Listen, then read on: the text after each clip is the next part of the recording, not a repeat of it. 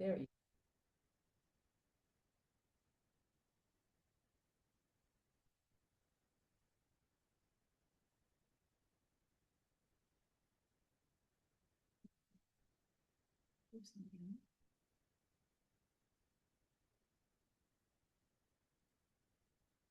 What page are we on? 35. 35? Right. Immersing. Hello. Who's on?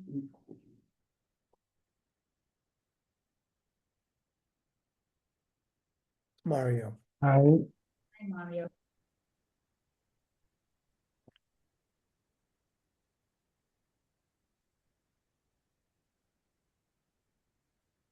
Did you tell Bernie you're not in trouble this week?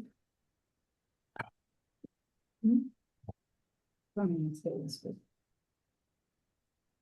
When it comes, we have to go to the law convention, so we're in Western Michigan Hills,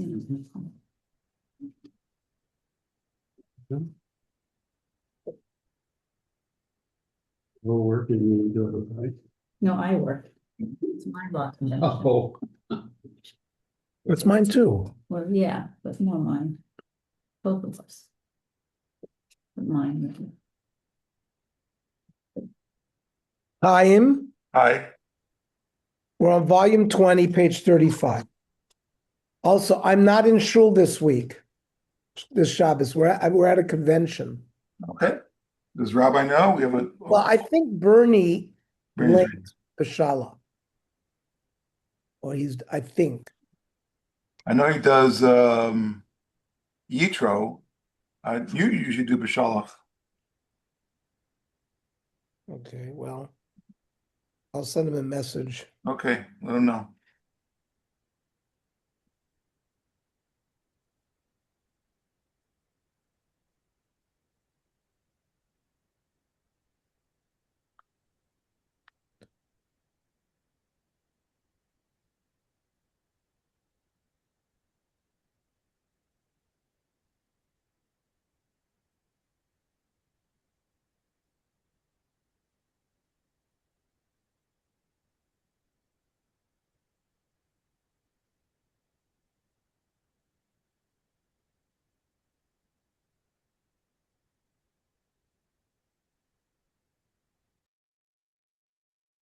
Okay, here's Abe.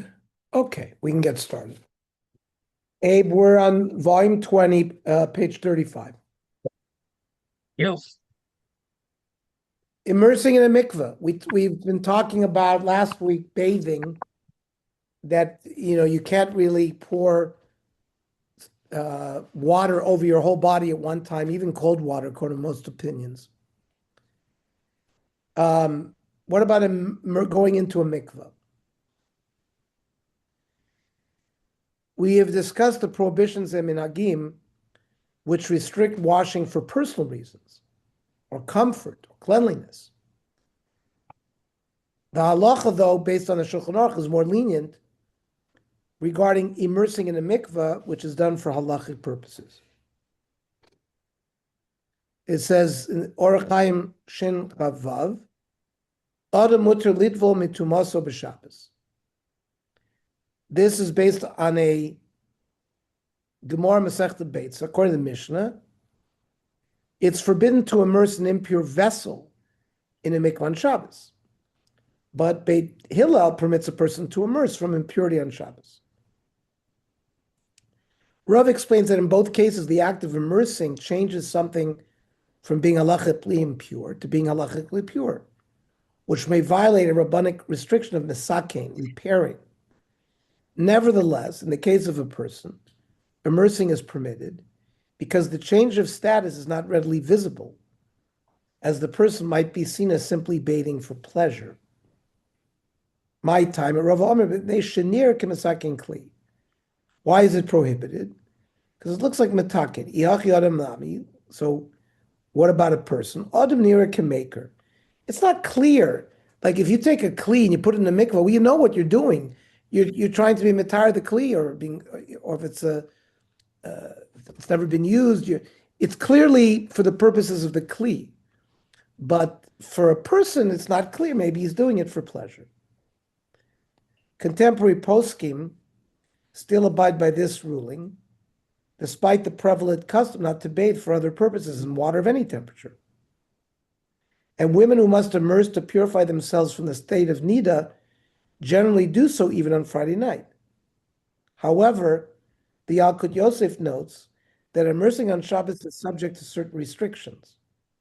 A person must be careful to avoid wringing out the hair, and as we will see below in his opinion, it's proper not to immerse in warm water, but only in cold water. Accordingly, Rav Yosef feels that it's preferable for men to refrain from immersions that are not entirely necessary in Shabbos. Here it appears that Yalkut Yosef discourages men from immersing for Tfilas Ezra. Tfilas Ezra is that if you were Balkari, you went into the mikveh before you learned Torah. And certainly immersion simply for the sake of holiness on Shabbos. Muta litvol b'mayim tzonanim b'Shabbos. You can immerse in a mikveh of cold water. You got to be careful not to squeeze out your hair. Lukewarm water. Better to be stringent, not to be toivel.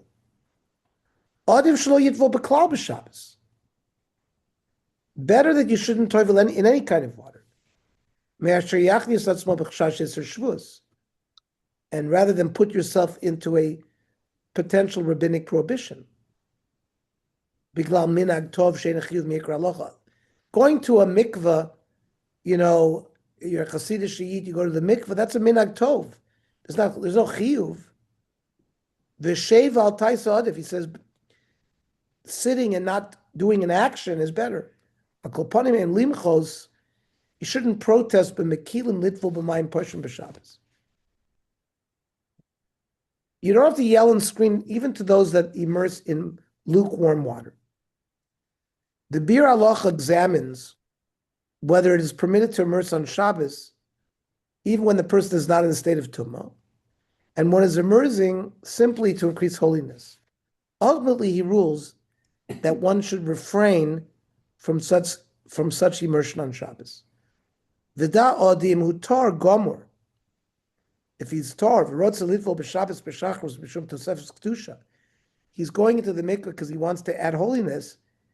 So first he says, you don't have to worry about an isra of metaken. Lefi shema kasav ma'aril. The yafa noagos hanoshim she'enan tov l'shalo bizmanan. Women should not go to the mikveh for nida if it's not absolutely their night, because of chashash srita. So nearer the gam tevila zu, so going for holiness purposes, yeshul mino v'day lanu b'mashanu mekilim litvol b'Shabbos hechadu tzarach l'tvila. It's enough that we're lenient for women that it's their night to go to the mikveh. There we're lenient, but to extend it beyond, it's difficult to do.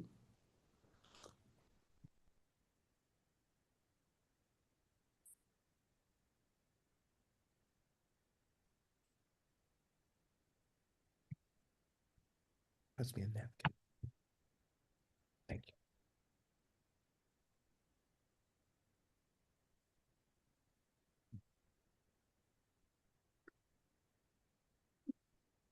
In other words, the Bir Halacha, the Mishnah Berurah says, the halachic pitfalls of drying off after immersion are so substantial that even necessary immersion was permitted with some degree of hesitation. Accordingly, the Bir Halacha rules that unnecessary immersions must be avoided on Shabbos. However, many Hasidic men are accustomed to immersing daily, including Shabbos. This is defended by the Minchas Yitzchak, Dayan Weiss, and others. Shevet HaLevi, no surprise, he's also Hasidic Shiite. In cases in which one does immerse in a mikvah on Shabbos, is immersion with hot water also permitted?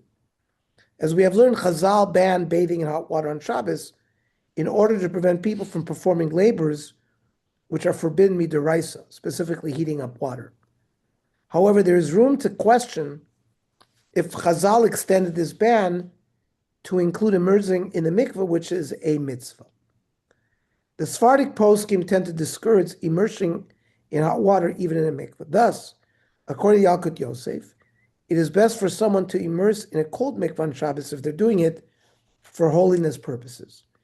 According to Rav Ben Zion Abba Shaul, a man should not immerse in a mikveh whose temperature is above 37 degrees. But the halacha is more lenient regarding women's immersion. Rav Abba Shaul recommends that Sephardic women immerse during Ben Hashmashos due to these concerns. Asr lirchotz kol gufa b'mayim chamim. The Or L'Tzion starts by saying that it's prohibited to wash your whole body with hot water. V'chein likanis l'mikveh mayim chayim. And therefore, he says, it extends to a prohibition of entering into a mikveh of hot water. Afilu she'ena yad soledes b'hem. We're not talking about water that's 114 or 120 degrees, right? There's a machlokas of yad soledes b'hem. The exact temperature, look at the footnote, the exact temperature of this measure, the point at which a hand recoils from heat, is subject to some debate. According to some, it's as low as 104 degrees. According to others, it's 113 degrees and even higher. We're not talking about that. Elam Kenheim Portion We're talking about lukewarm. If the temperature of the water is greater than 37 degrees, ein lirchotz b'hem. V'davka b'mayim shehuchmu lifnei haShabbos v'hufshu. We're talking about water that was heated before Shabbos, which on its own became lukewarm. Aval mayim shehuchmu b'Shabbos ein lirchotz b'hem elam kenim korm legamri. Water that was heated up on Shabbos, you can't go into it unless it's completely cold. Then it says, Noshim muteros litfol af mikveh cham. Women can go into a warm mikveh, hot water. The tov l'chadchil b'mokum she'efshar shetitbalen b'bein hashmashos. He advises to go bein hashmashos before nightfall.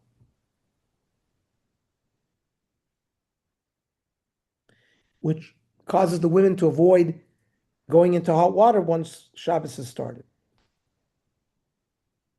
But if it's not truly hot water, then there's no real advantage to going in early. By contrast, some Ashkenazic poskim are more lenient regarding immersing on Shabbos in a mikveh whose water is warm or even hot. They base their opinion on the position of the Korban Nesanel, who writes that one may immerse in a mikveh even if it contains hot water, because the decree not to use hot water on Shabbos didn't apply to a mikveh.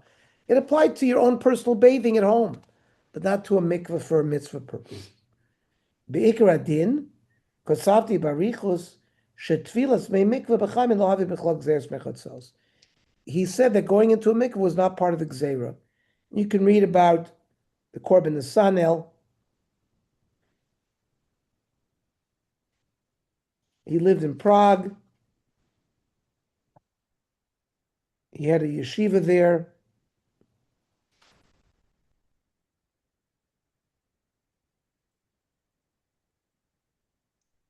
The Korban Nesanel is a commentary on the Rosh, so you'll see it in the back of most Masechtos where the Rosh appears. By contrast, the Aruch HaShulchan rules that the mikveh is also subject to the gzeir against washing one's body in truly hot water on Shabbos, but one would be permitted to immerse in water which is still warm. Leilech lemikveh be'erev Shabbos mishechashecha, going to the mikveh erev Shabbos, asr kishamikveh chama harbe. It's asr if it's hot. Sherechitzos kol haguf neser, because washing your whole body is prohibited. Eliyirushi kapoishrim, make sure they're lukewarm. Or cham tzas, darachitzos shenesra ena elek shamayim chayim harbe. When Chazal prohibited washing, it was hot water. Achikarav yad soledes, close to the temperature of yad soledes. The imlavkein ein zechamin elaposhrin. Incidentally, the Aruch HaShulchan confirms that he rules this way regarding all bathing, and that it is not merely a leniency related to immersing in the mikveh. The Mishnah agrees that a person should not immerse in a mikveh whose water is hot. However, in Isharat Tzion, he concedes that one may follow the lenient position to permit immersing in hot water under extenuating circumstances. Leficha b'makom shonagu la'achem mikveh in the places where they would heat up the water in the mikveh, tzarich lizar shelo yeh rach poishrim. It should only be lukewarm. The imlav kain asulitvo, because if it's not lukewarm, you'd be prohibited to go in there. But he brings in the Shar Tzion commentary there. If you have a real urgent need, you can rely on the korban nesanel. Okay. What about washing a baby? We saw in the previous section that the ban on washing in hot water stems from the concern that a person will heat up water. Accordingly, there should be little reason to differentiate between whether the water is being used for an adult, a child, or an infant. I mean, if the gzeira is we don't want you to heat it up, it should apply no matter what. Therefore, strictly speaking, it also should be forbidden to wash a small child in hot water on Shabbos, even if the water was heated before Shabbos. Nevertheless, the Mishnah states that it's permitted to wash a baby in the days surrounding his bris milah. Evidently, it is only due to the recent bris milah that one may wash a baby in heated water on Shabbos. So there's a permission to wash him in hot water before the milah and after milah. Rabbi Eliezer ben Azariah Omer, the third day, if it falls on the third day after the milah, if it falls on Shabbos, you can wash him then. Because when Shimon and Levi went into Shechem, and they had convinced the city to circumcise themselves, the Torah says that on the third day, the pain was the greatest. So it seems like there's a sakon on the third day. So the Mishnah there, Rabbi Eliezer ben Azariah says you can wash them on Shabbos if it's the third day. The Shulchan Aruch writes that even with regard to a bris milah, we are no longer accustomed to bathing the baby on Shabbos, as hot water is not considered critical for his recovery. Rather, the ban on washing in hot water applies to infants, like it does for adults. Bizman Chachmei HaGemara. So the Shulchan Aruch is pointing out a medical fact that depending on the era, medicine changed. Shulchan Aruch, who lived in 1400, says, in the time of the Gemara, which was 1,000 years before him, if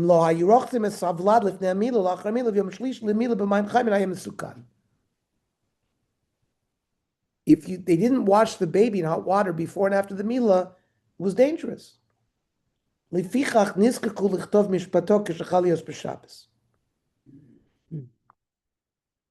That's why they talked about if the third day falls on Shabbos, you were allowed to do it. Ba'idna, in the times of the Shulchan Aruch, he says, we lo na'agu b'chitza klal. We don't wash there's no specific thing to wash them in hot water.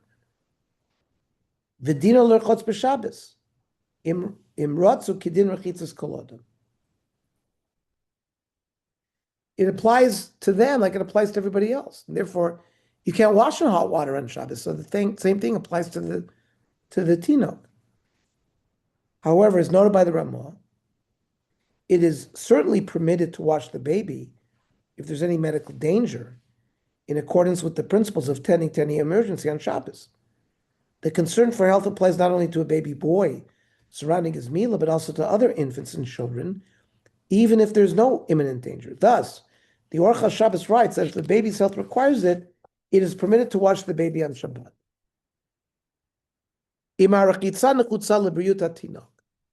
If it has been determined that washing the baby in hot water is necessary for the baby's health, he's going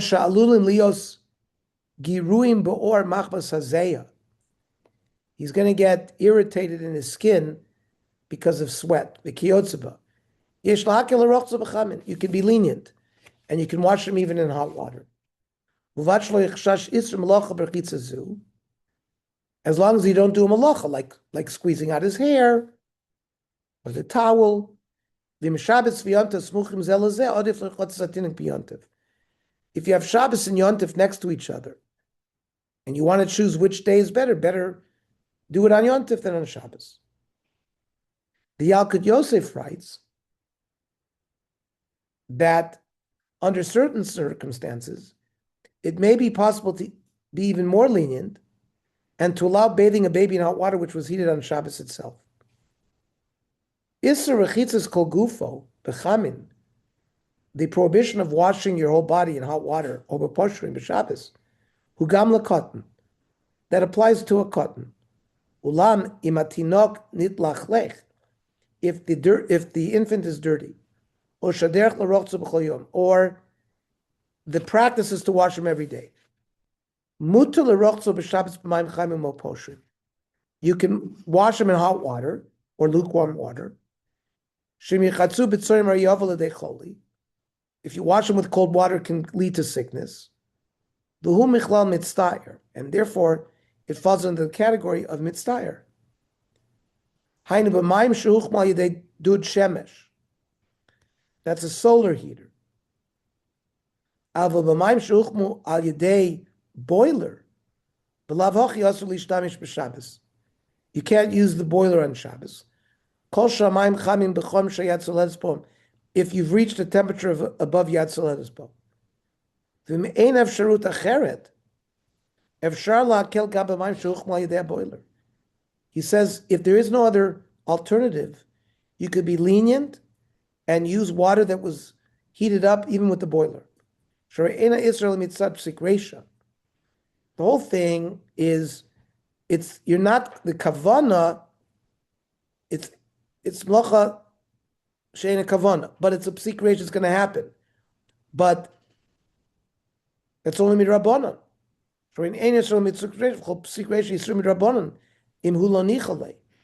If it's not advantageous, and if they're uncomfortable, tsar or chola, it's permitted. V'tinok dina chola. He says in general, the status of an infant is like a chola, and therefore, since a chola, you can rely on the rabbanon. He's giving us a heter here as well for a child. Good.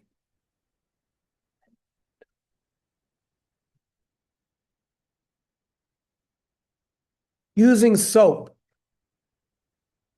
We'll now move on from the issue of washing on Shabbos to a related issue, using soap.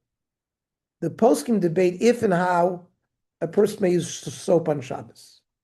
The poskim identify three distinct categories of soap. You have a solid bar of soap. You have soap paste or cream-like soap. And then you have liquid soap. These three products are evaluated regarding three different halachic issues.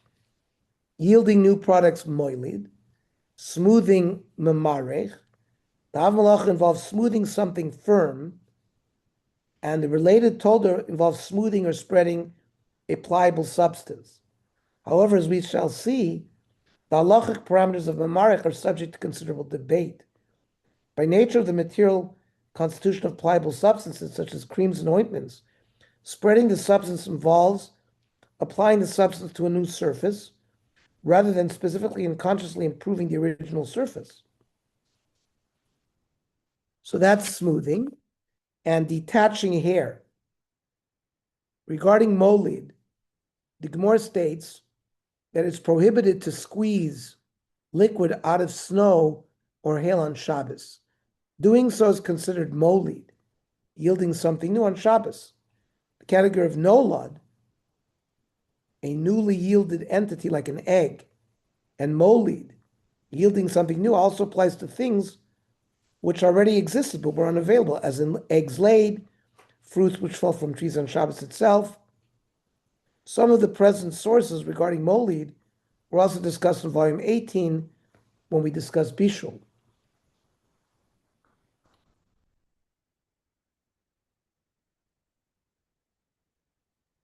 The Gemara Masechta Shabbos, Nun Aleph Amud Beis. Ein merazkin es hasheleg. You can't crush snow. V'lo saborod, hail. B'Shabbos, b'shvil siazuv, when you want to get water out of it. Avol nosin l'toch hakos. You can put the snow or the hail into a glass. and it melts on its own. The Gemara writes that the prohibition of molid also pertains to washing one's hand in salt or lye, materials which dissolve, and probably belong to category number 1, which is yielding new products, and thus such washing is also forbidden. Asr lirchotz yodav b'melach. You can't wash with salt. Koshkin b'boris, lye, borax, chikorin zayf, soap, loshen askenaz. Or b'shar chelev shenimoch al yedei, or any other fat that dissolves in your hands. V'avi noilet, and therefore you've created a new entity. The Mishnah Berurah explains this. L'rechotz yodav b'melach. If you're washing with salt, you're dissolving the salt. The noila davar chadash. The salt dissolves, something new is created. The dami l'melacha, it's like a malacha. But if you're going to use salt water, shari l'kolam, because it's already dissolved. The Mishnah Berurah writes that others ruled against the Ramah, permitting one to wash hands with these materials. The Mishnah Berurah explains that according to the lenient opinions, squeezing snow was forbidden only as a gzeira, to prevent people from also allowing themselves to squeeze fruits. But in the case of these substances, which do not yield drinkable liquids, it would be permitted to dissolve them.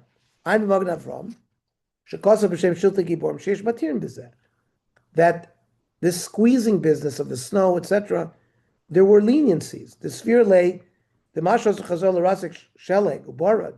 The reason why the chachamim prohibited to squeeze or crush ice, umishum gzeras schitas peros ondi lumashkin. If you allow you to do that, you're gonna squeeze oranges to make orange juice. Snow and ice, what comes out of them? Water. But lye and fat that you're now, dissolving, but that's not lamashke. So mutter lechatchila. However, the Mishnah Berurah rules that using softer soap, like if soap that is the status of a cream, would be forbidden due to the forbidden malach of smoothing and due to the concern that the agents remove hair. I am the Sefer Tiferes Yisrael. Shekotza d'v'bor shalanu, our soap, shehi raka, soft. And the kulama also mishum machek. You're smoothing something. Kein madisa li'inei shava, like wax. V'chein matzadi b'sefer divrei Menachem b'shem ha'maiser rukeh. Du mamarech u'mamachek. You are violating smoothing. V'uav malacha u'psik reisha. It's a davar shem miskavim, but it obviously happens automatically. We have to warn the people about this prohibition. The Boris Mashra Seyar. Lye causes hair to be pulled, it's like a depilatory. Ernie, Yes. does it really, we have soap today, does it really take out your hair? Lye, which was that's how they used to make soap. Yeah, but in today's day and age, But he says liquid soap, cream-like soap. We haven't gotten to liquid soap yet. Right now, the Mishnah Berurah compared it to cream-like, not the complete. have you ever seen cream like soap? I don't know. I have not seen that. Well, what about Ivory. Yeah, you have these. No, You have ivory. There, is kind of creamy. yeah, it's creamy. I think not ivory. Dove. One of those Dove. is creamy. Yeah. It is creamy. And then, of course, you have the liquid soap, the gold. What is that? Gold color, the Right. orange color. That's like liquid. Well, that's liquid. So that's Walter's asking the difference between cream and liquid. There is No, but even Kriya, I've never. Okay, yeah, because our soap is not made out of lye no, right. anymore. lye, it was a chemical that is very strong. Strong, That right? had the potential of Yeah, pulling your hair. Today's day and age, even cream soap. I'm not sure if it, Well, let's see. Based on this, the Shmir Shabbos Hilchos rules stringently about soap that are either bar soap or cream-like soap, except of liquid soap, which he permits. However, he records that according to Rav Shlomo Zalman Auerbach and Rav Ovadia Yosef, the malach of smoothing cannot apply to using soap, so they permitted to wash with it l'chora, even certainly two, and maybe one as well.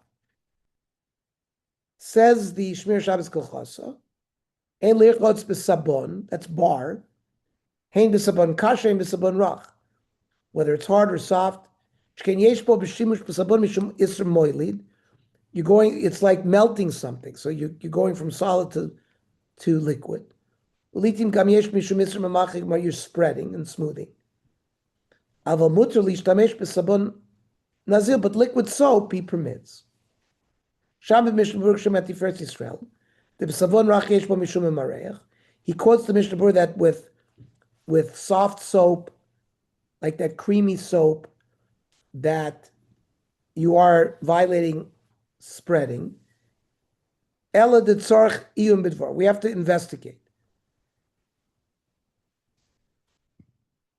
Dilama yeshach be mishum mareich. Why should we be worried about spreading? Alo Rambam poisek.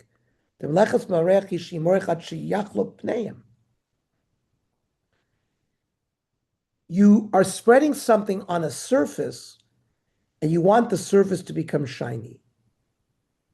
Why? This whole blacha starts with tanning leather. You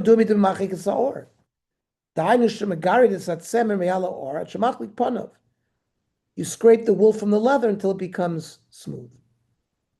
And when you're applying an ointment on a wound or a bandage, so fine, that's mamarech. But now we're talking about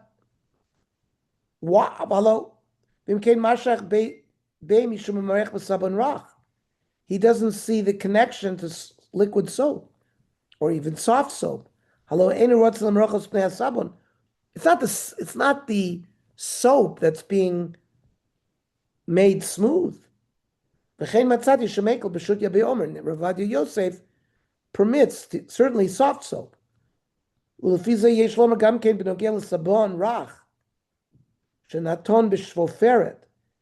Soft soap placed in a tube. You wash your hands with it. Based on the Tiferes Yisrael that the Mishnah brought, we would be prohibited. Aval divrei Rabbeinu,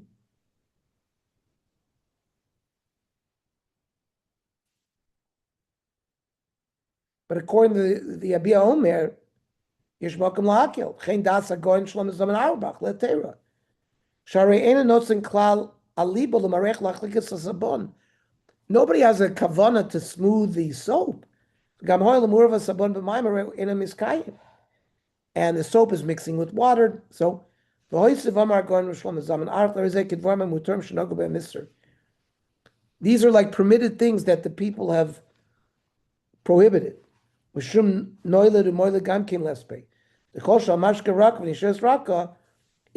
it's soft and remains soft, so certainly number two is permitted, according to Shlomo Zalman and Rav Ovadia Yosef, and maybe even the bar soap.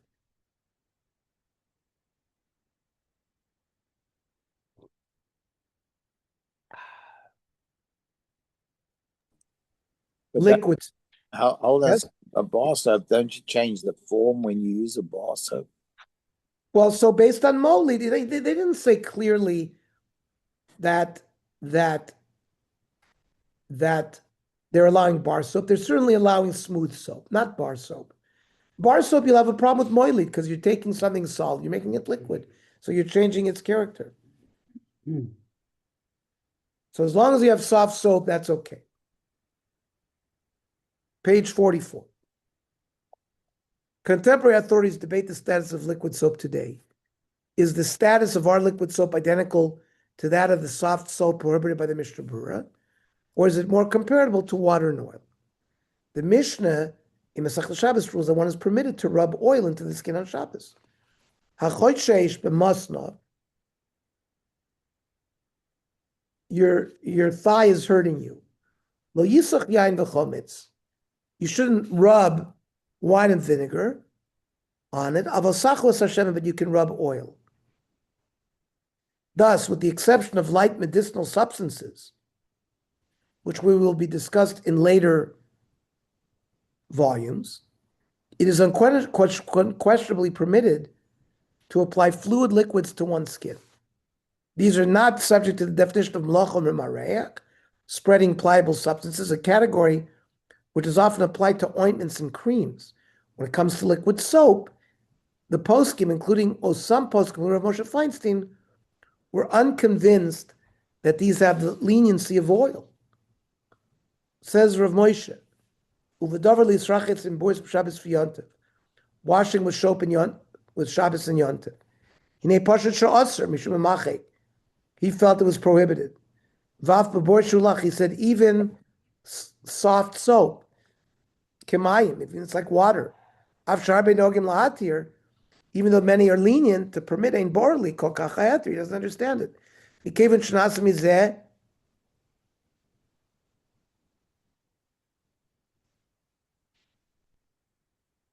hamolinis, like foam is made. And it spreads. So they're spreading. Not like water and oil. Maybe by liquid soap there's no memachek. He says he doesn't apply this leniency in his house.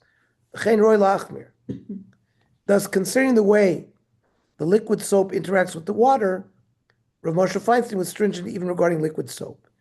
It should be noted, however, that even according to Rav Moshe's consideration for stringency, there would be no objection to utilizing a sterilizing agent such as alcohol-based hand sanitizers.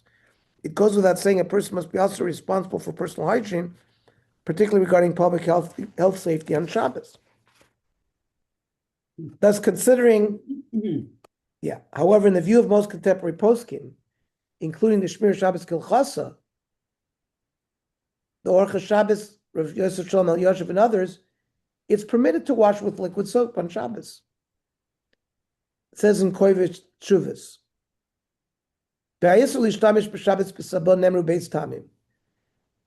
the prohibition of using soap, there were two reasons why we prohibited. Number one, mishum nola, creating something new. Beis mishum amachik, spreading. Uvarach hashulchan sham yesh machinim erev Shabbos burish nitach shekorim molinas, that was in Lithuanian soap. Umuter b'zeh linakos hayadayim, they would use it to wash their hands. V'chein hevi hakafachayim shken mevi haben ishchai sharotzim lichot b'meiburis b'machinas aburis b'mayim erev Shabbos. If you dissolve the soap in water on erev Shabbos, v'nasa kulo mayim, and it's liquid, az rotzim bosamayim b'Shabbos. K'fi omer k'vayitiris atava. Another group of poskim accepts the essential distinction between classic soap and liquid soap. However, these poskim are concerned that some liquid soaps are too viscous and not fluid enough to be permitted. So Rav Nassim Karelitz rules, they write that a person should only use runny liquid soap. We don't know what really thick oil means. If you have liquid soap that's a little thick, you shouldn't use it.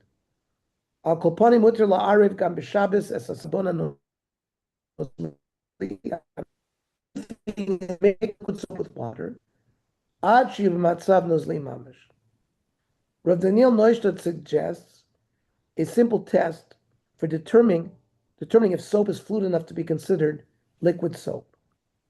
Short of using a viscometer, anyone can estimate the viscosity level of a particular liquid soap by pouring some out on a level surface. If the liquid spreads immediately as water would, then its viscosity level is low and may be used. If it begins to pool and does not spread right out, chances are that its viscosity level is high, and this product shouldn't be used on Shabbos.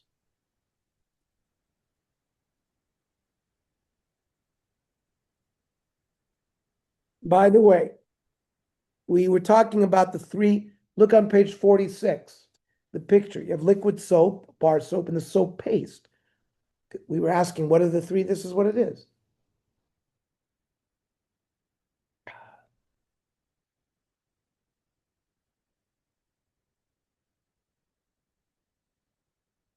In accordance with the ruling of his father, Rav Ovadia Yosef, in Abia Omer, the Yalkut Yosef writes that by strict letter of the law, Sephardim would be permitted to use even bar soap. However, he adds that it's good to be stringent to use only liquid soap, which is readily permitted. Some say it's prohibited to use soap. Some say it's not a problem. There's no spreading.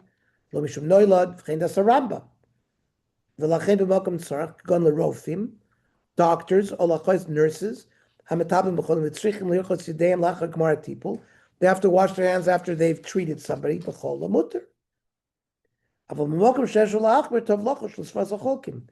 You should be stringent like the ones who argue and use liquid soap only.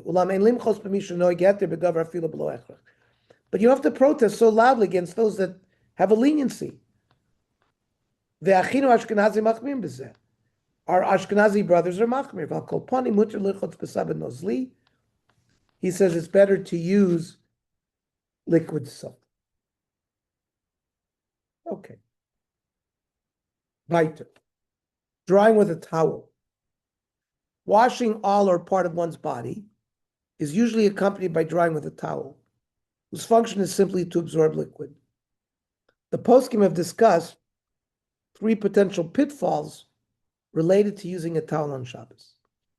If the malach of laundering is defined as allowing any fabric to become wet, then ostensibly, every use of a towel to absorb liquid is laundering.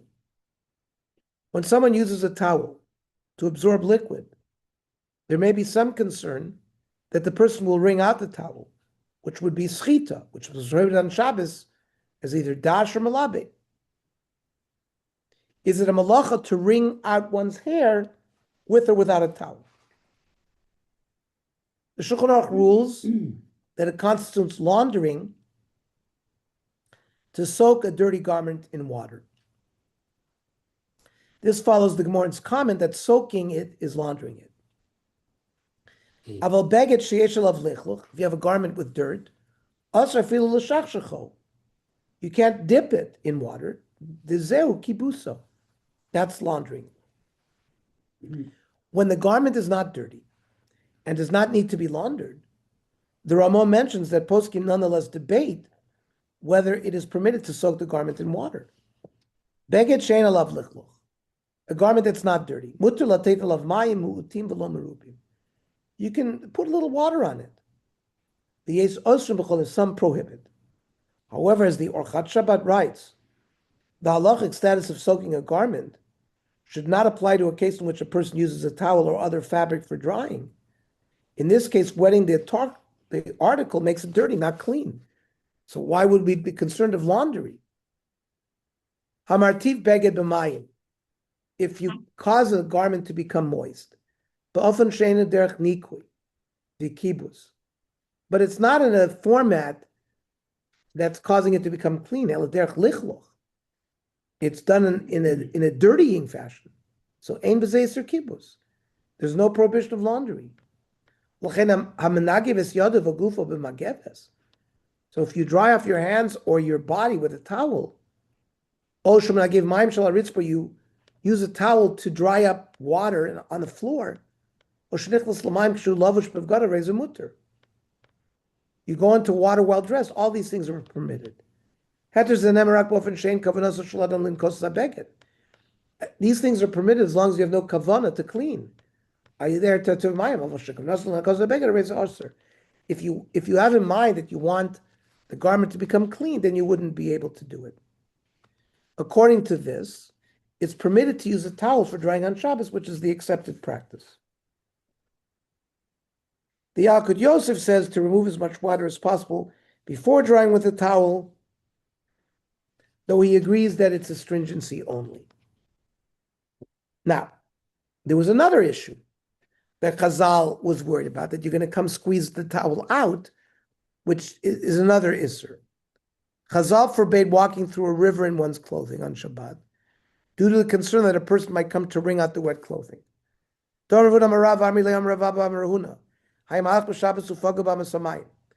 You were walking on Shabbos, and there was a river.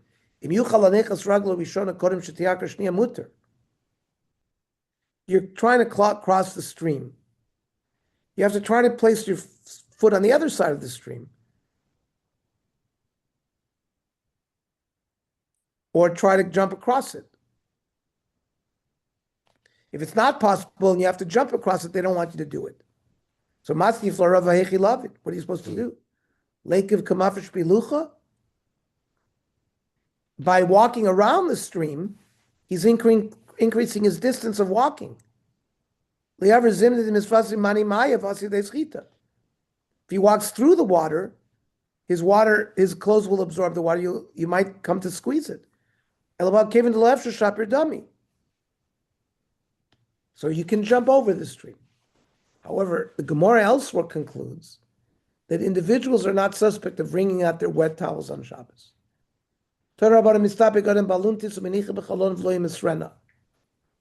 You can dry yourself with a towel, leave it in the window. Don't give it to the bath attendants. We are worried, they're Jews, and we're concerned they're going to wring it out.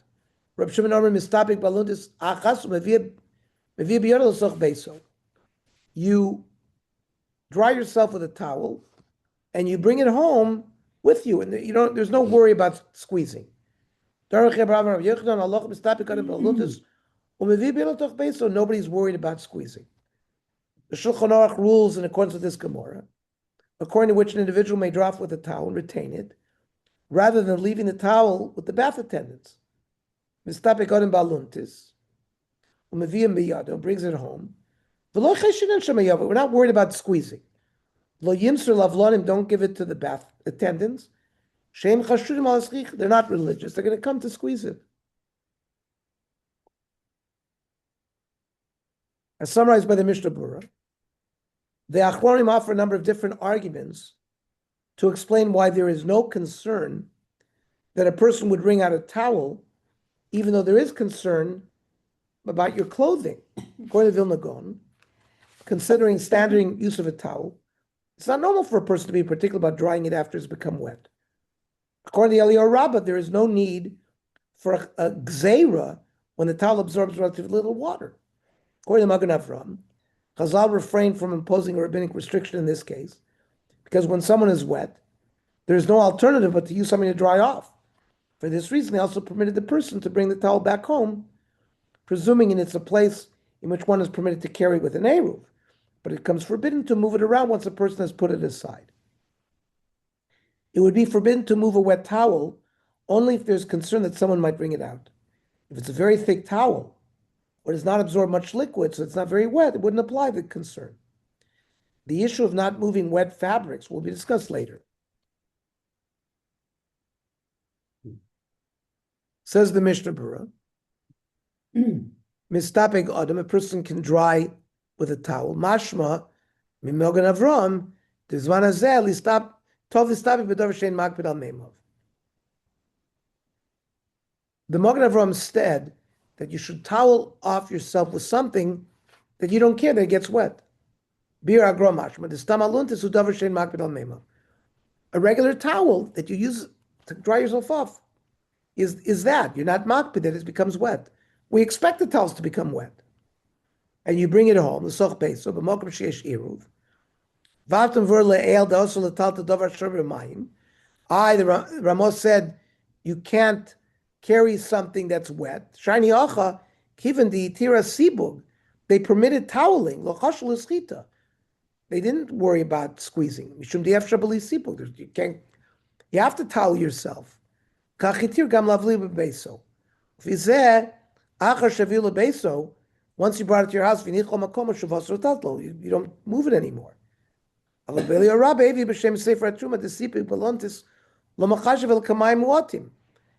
These towels, people don't worry about. It's a small amount of water. There's no gzera to be moktzah mishum shema yischol.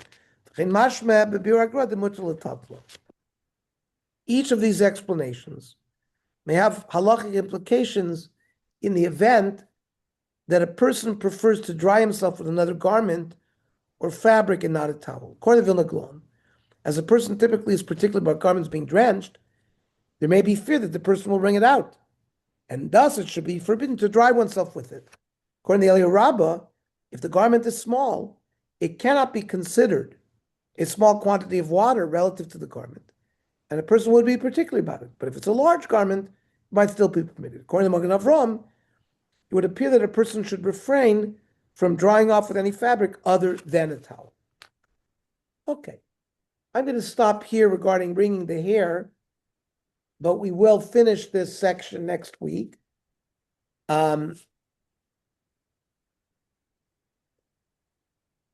We may go through the shear that's listed on page 60. Is one permitted to shower on Yontif? It makes, I think it would behoove us to go through that, because that comes up on a lot of Yomim Tovim. And then we'll continue with halachas of personal care on Shabbos if we have time to do that, page 73. Now I want to remind everybody, Monday night, the director of the Tzurba Mrabanan, Rav Doron Podlashuk, is going to be in town. And we are hosting him in our home Monday night at 7:30 p.m. where he's talking about Rav Kook. He's giving a shiur on Rav Kook. I would invite everyone to come. We'll probably just learn the Daf Yomi a little earlier, like maybe 6 o'clock that day. We'll remind everybody sooner. Okay? Everybody have a good show. Thank you.